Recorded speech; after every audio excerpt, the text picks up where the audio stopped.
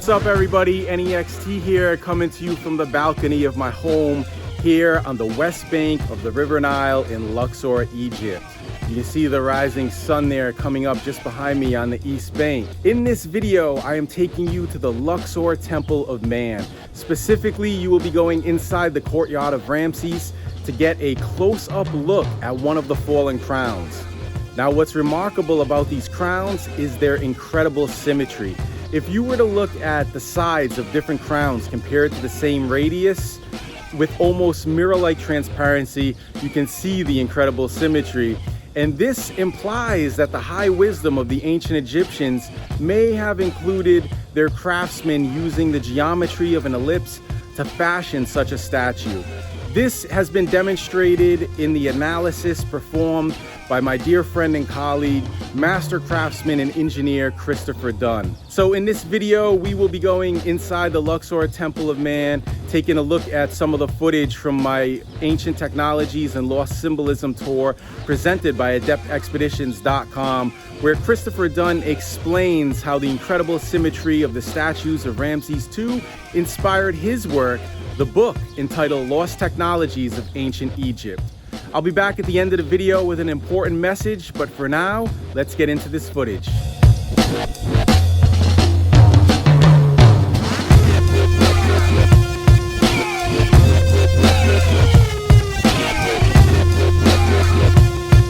People who have like a tactile, you know, they like to feel things.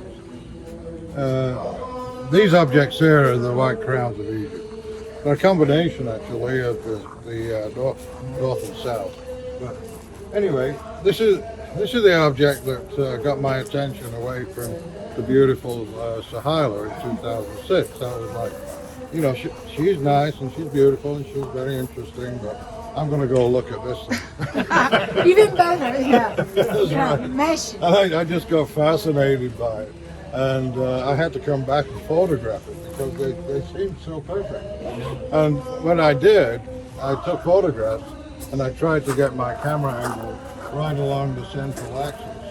And then I flipped it in my computer, you know, copied it, flipped it, and overlaid it. And I saw that it was perfectly symmetrical both sides. I'd like to take a brief moment here to provide you with some context and recapitulate what Chris is talking about, using some of these images taken from his website, gizapower.com. You will find a more detailed explanation for his analysis in his book, Lost Technologies of Ancient Egypt. But to summarize, reading from the website, you can see here how the white crown is smoothly finished and apparently to strict specification. In this image, Chris uses a copied reverse transparency to compare one side of the crown to the other, and a surprising symmetry is found on the statue, comparing sides of a different crown to the same radius. This raises the question, is it possible that the crowns are crafted using the geometry of an ellipse? As Chris points out in his book, it does appear that the crowns were modified ellipsoids. So that was 2006 in February. I had took other photographs of the Ramses head, which is now mounted on a body outside the temple, so you can't really see all the fine detail that you would see if you had a copy of my book in the photographs. In recent years, the toppled head of Ramses has been restored to the body by the authorities.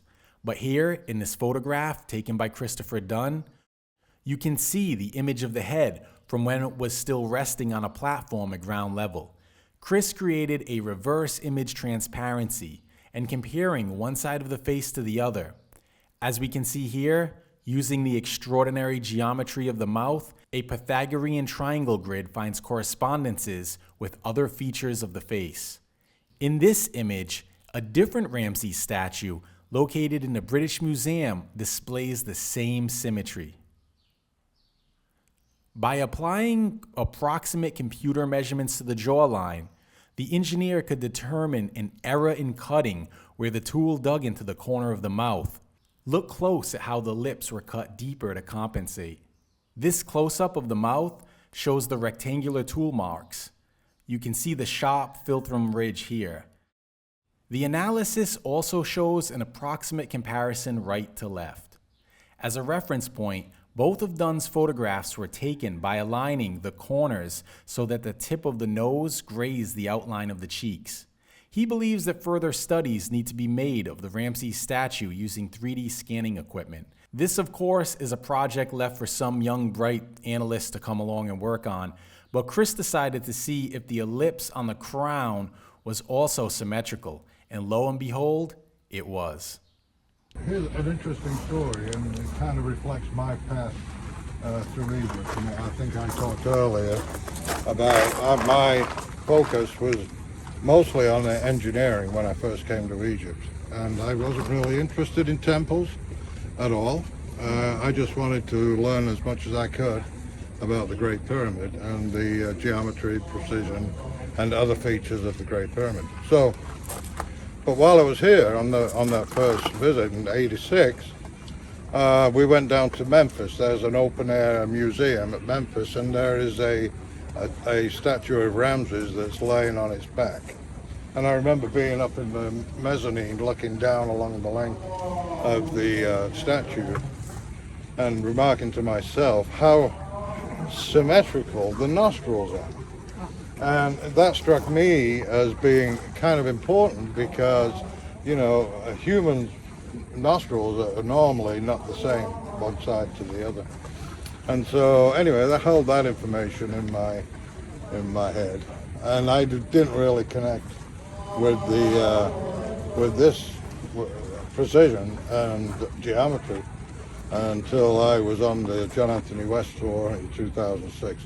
It was so powerful for me that I went back to the States and I worked, and I talked to my boss and I said, you know, I think I need to go back to Egypt because there's more information I need to gather. And he said, well, you just got back. You telling me you need more time? And I said, yes, and I'll show you the reason why.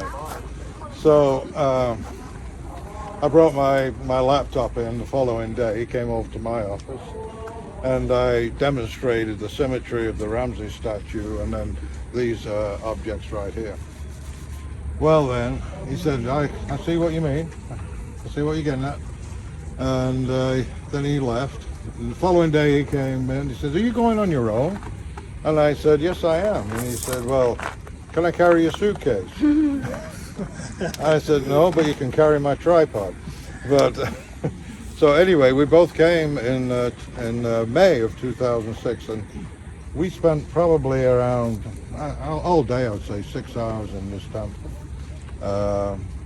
And I realized at that time that the best way, the most powerful experience you can have in one of the Egyptian temples is to experience it in silence.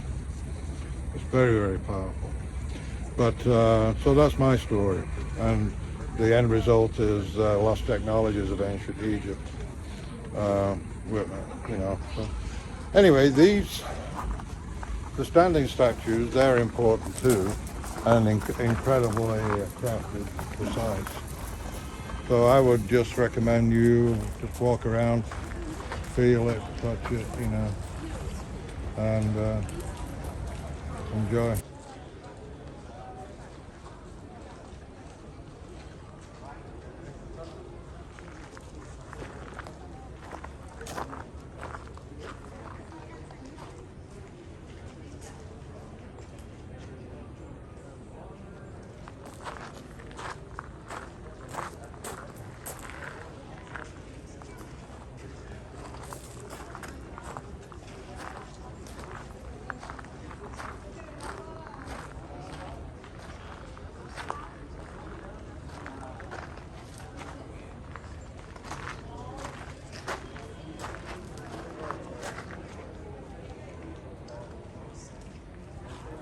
Before we walk off, though, there's one very important part that we shouldn't miss, Sahila, which applies to Schwaller de Lubitz. This was what Schwaller called the Hall of the Marchers. And when you first come into the temple, the first thing you see, your eyes are pulled right into the legs. And you'll notice it's always left foot forward. Why? Does anybody know why it's left foot forward?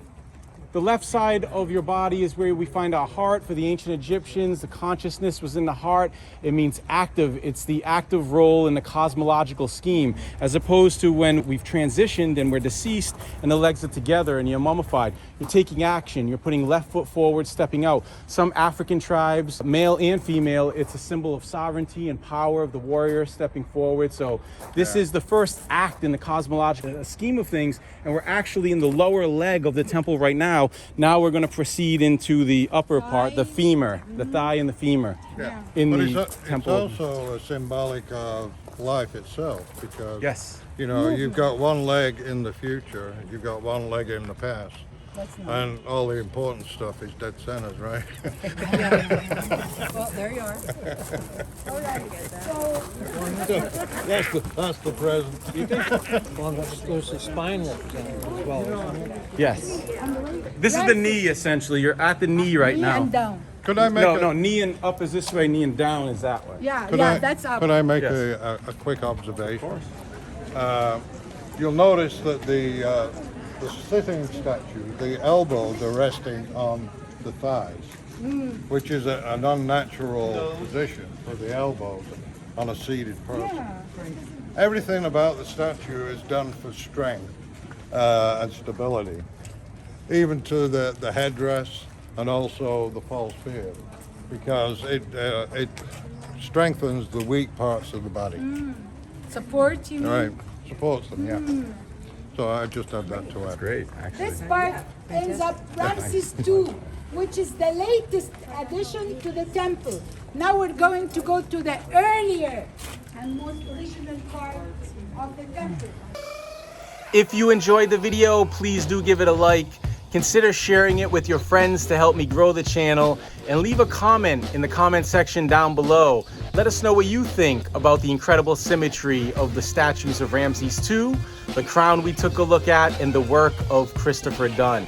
If you are interested in the topic of ancient lost technologies and advanced engineering in ancient Egypt, I will leave a link for you in the description below to Chris's book, Lost Technologies of Ancient Egypt, which is an essential for anyone interested in this subject, which has become a popular hot topic really here, especially on YouTube.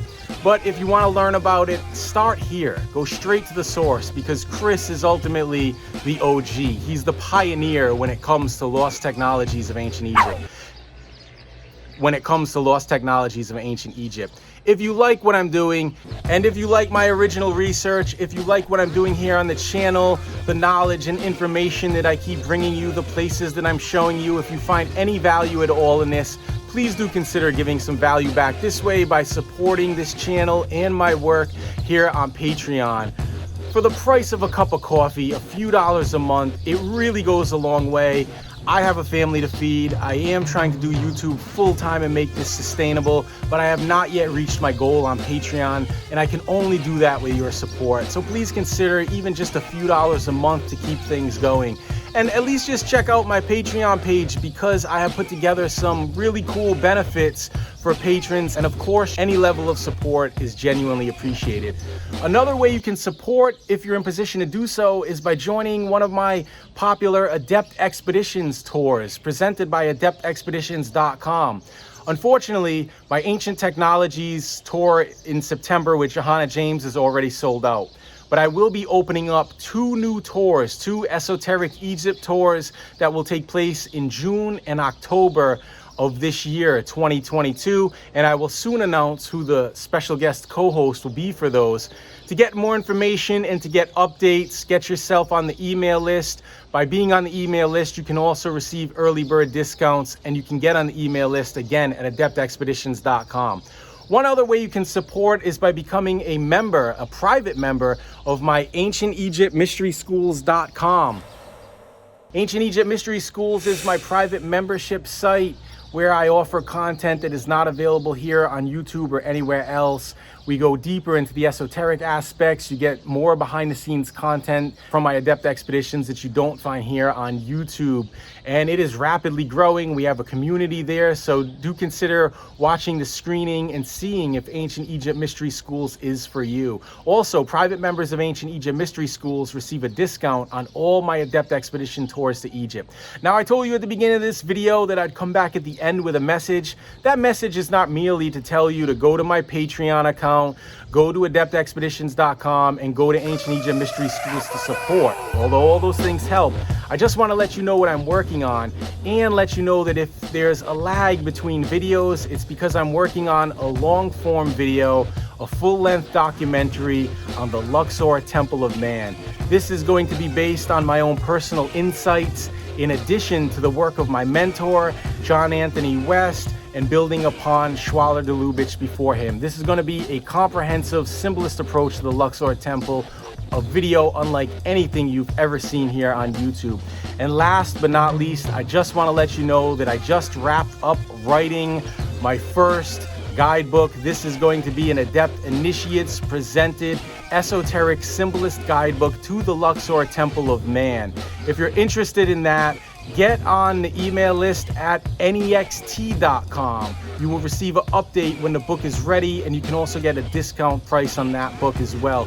This book is going to be super cool. It is a comprehensive look at the Luxor Temple. It will include all the information that you will ever need, a breakdown of what you see on the walls, the deeper esoteric aspects. So make sure to also get on the Anyextee.com email list. That's it for now, everybody. Again, I hope you enjoyed the video. If you're new here, please do consider subscribing and clicking the bell icon for updates on future videos. Until next time, this is Anyextee for ADEPTexpeditions.com.